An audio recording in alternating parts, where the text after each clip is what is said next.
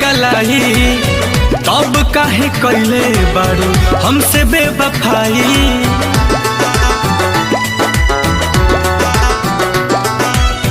नाम तोहर लिखले रही काट के कलाई तब काहे कैले बारू हमसे बेवफाई। तड़पता दिलवा बेचारा हो याद संगे नमो मिटावे जात बहानी काट के ब्लेड से दोबारा हो।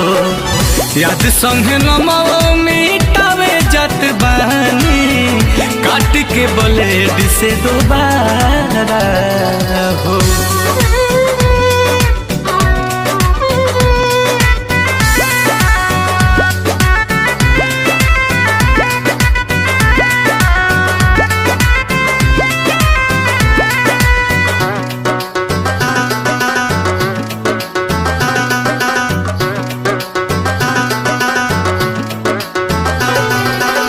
धोखा रहे देवे के तो दिल काहे दिहालू बेवफा होली सालाई की साबित कई दिहालू।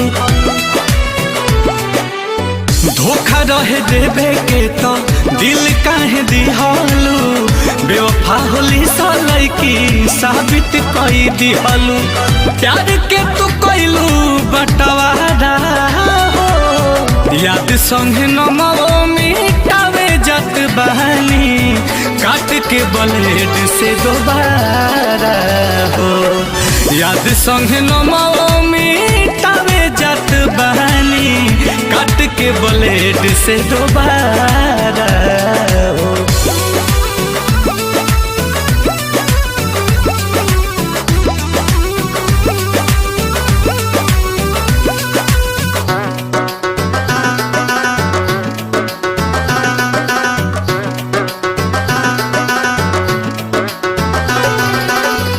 बड़ुए उम्मीद की तू पैबू सुकून हो देख के बहुत नील कमल के खून हो।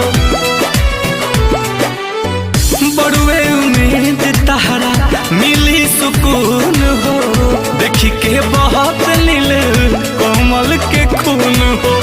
आंसू भी बना कौनो चारा हो याद संगे नमो मिटावे जात बहानी काट के ब्लेड से दोबारा हो। याद संगे नमो मिटावे जात बहानी काट के ब्लेड से दोबारा